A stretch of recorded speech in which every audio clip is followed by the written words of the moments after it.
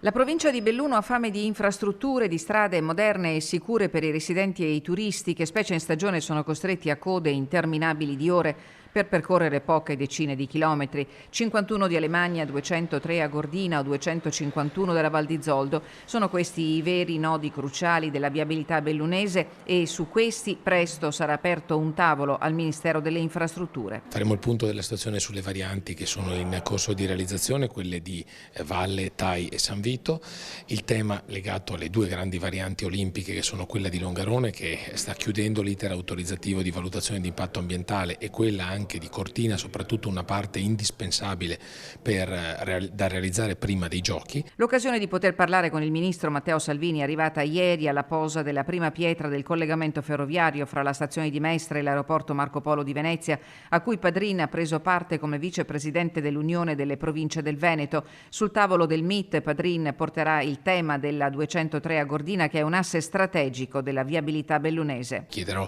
al governo uno sforzo per riuscire ad intervenire, perché per noi è vitale, soprattutto legata a Luxottica, ma a tutto l'Agordino, che ha bisogno di una strada sicura e non a intermittenza. C'è poi la questione delicata della 251 della Val di Zoldo. Bisogna mettersi attorno a un tavolo, ragionare, cercare di capire che finanziamenti ci sono, i progetti da realizzare, insomma siamo in una fase che però era importante iniziare un'interlocuzione che per noi è strategica e fondamentale. Quanto è importante il collegamento ferroviario annunciato che direttamente dall'aeroporto di Venezia arriverà a Calalzo?